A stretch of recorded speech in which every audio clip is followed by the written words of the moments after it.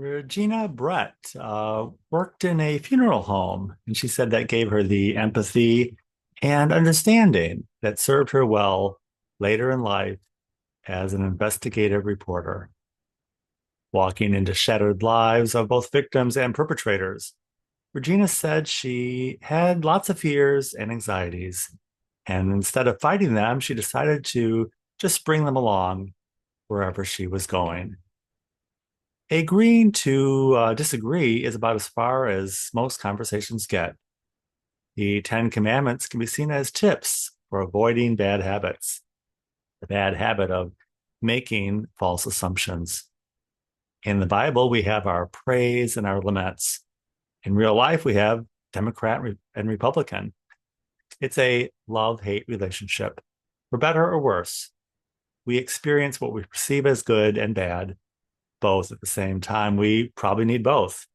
It's like walking into a bad situation and being well prepared, prepared to enter into an argument or engage in life itself. Welcome. Welcome to Illinois Bridging Awareness. I'm Stanley Smith. Each week on the Saturday call, we pick up the work of our practice, the practice of living with ourselves and living with each other. We're doing the best we can.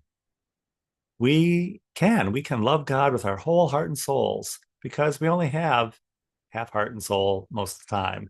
And luckily, God gets that. Last week, we talked about the different kinds of humor. There is the dry humor of the mind and the physical comedy of slapstick. We prefer one over the other. We started out in this group as the Connecting Consciousness group. It was called a spiritual organization, as if being spiritual preempted us from the pitfalls and slapstick of being an organization. No one is exempted. We all have a funny bone. There is men's work and women's work. And sometimes we fall into the category between things that could be described between criminal or just unlucky. These are some of the gems from last week's call. Plus, I learned that there's such a thing as Texas humor. We went through the 45 tips from Regina Brett last week, as originally printed in the Cleveland Plain Dealer. Most of the tips are no nonsense and very practical. If we look at the Ten Commandments, we can see most of these are also very practical, simple tips about bad habits we can just as easily avoid. Instead of putting those bad habits on today, we can select something better out of our wardrobe.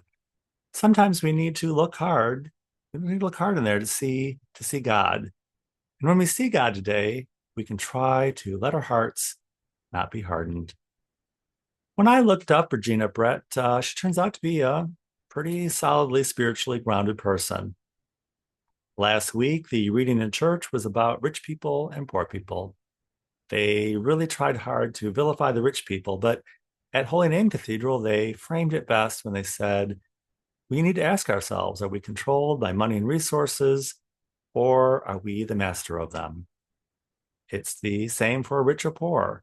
We can get stuck by having too much or being stuck by having too little, but we can change that. Wherever you are today, pick up the pieces and make something out of it. If you see God in the process, smile and say, thank you. The best is yet to come.